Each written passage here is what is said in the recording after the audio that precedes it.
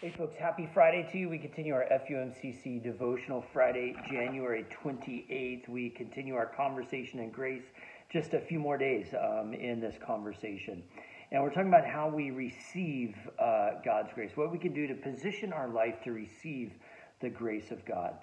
John Wesley, the devotional says today, John Wesley reminds us that, the devotional reminds us that John Wesley identified means of growing in grace. One of those, Christian conversation, or what we call Christian conferencing. How does this cause us to grow in grace? Christian conversation, Christian conferencing, being together. And so Matthew 18:20 is our first scripture for the day.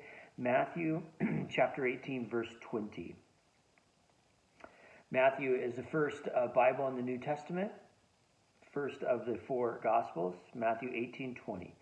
For where two or three are gathered in my name, I am there among them. So somehow just being together, we grow in grace, because being together as people of faith brings the presence of God in our midst. There's lots and lots that we could say about that particular passage. Okay, next one is Hebrews chapter 10. So Hebrews is towards the end of the New Testament.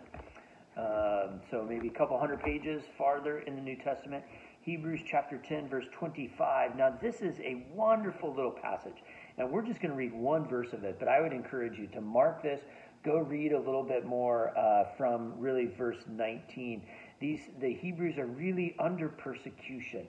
And so Paul is encouraging them to stay strong and stay together. Okay, 25, verse 25, chapter 10, verse 25. Well, let's go to 24, I'm sorry. And let us consider how to provoke one another to love and good deeds. How to provoke one another to love and good deeds.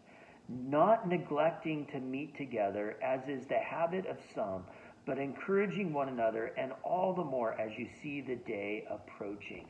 And so apparently what's happening is some Christians have ceased to meet together. They've neglected meeting together and therefore encouraging others. You know, I always tell folks, when you're a part of a group, if you decide like, oh, it's been a long day, I don't really want to show up today, and what you may think is that you're going to miss out. But you're willing to make that sacrifice because of what else is going on. But what we must realize is that there might be someone who is planning to go to that group to share something hard, and what they were looking for is your input because of the wisdom and spirit that you always share in that group.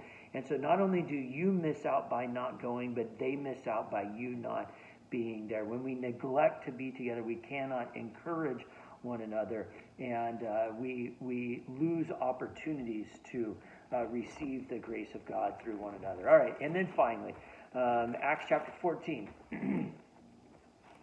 So Matthew, Mark, Luke, John, Acts, the Acts of the Apostles. I've said before, I know that Acts is a two-part, the second part of a two-part book.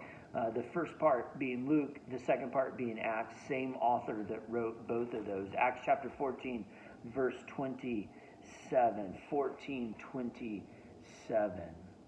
When they arrived, they called the church together and related all that God had done with them and how he had opened a door of faith for the Gentiles. Isn't it so precious when we might be having a difficult day and we get together and we hear the ways that God is working in someone else's life, and it reminds us too that God will work in our life, that God is working in our life, that we can have hope. That's a means of grace that we receive from one another. And so God can work through us as a means of grace in a group. A means of grace, I mean, God just, when we show up together, somehow God is there.